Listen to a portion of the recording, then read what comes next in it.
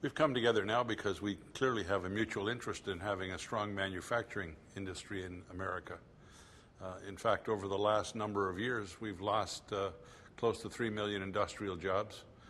From the year 2000 on, we had 43 straight months where month after month we lost more industrial jobs than were created.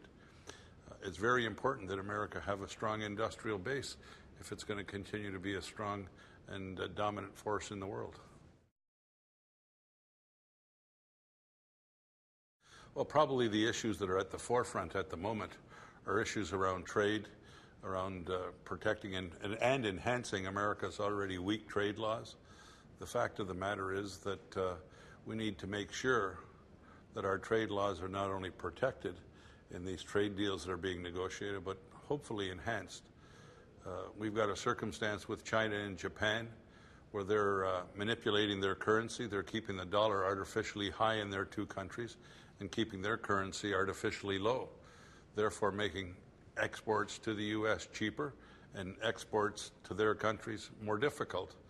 That currency manipulation is already aggravating what is an unfair situation. So clearly that's one of the foremost issues we're dealing with, is the issue of trade and how it's undermining America's industrial base.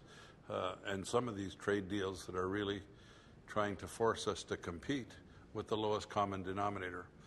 Of those jobs that I talked about being lost, many of those are steel consuming jobs.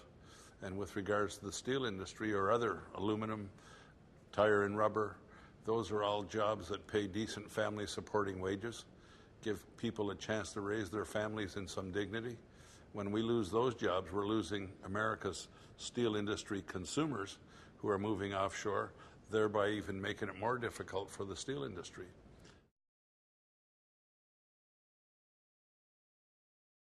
I think we need to focus on all the issues that affect the ability to have a strong industrial base. We haven't yet come to a consensus, but we've got to have a dialogue about healthcare. America is the only major industrialized nation of the OECD countries that doesn't have a universal healthcare system. We need to have a dialogue amongst labor and management to see if we can come to grips with how we would fund a universal healthcare system so that workers can have decent healthcare, so that retirees can have decent healthcare. Healthcare bankruptcy accounts for 40% of personal bankruptcies in America. That's unconscionable. In the richest country on earth at its richest moment in time, we shouldn't have families going bankrupt because someone got ill, someone got injured, someone's sick. So how do we develop a universal healthcare system that labor and management can both agree on? I think that has to be one of our issues in order to stay competitive.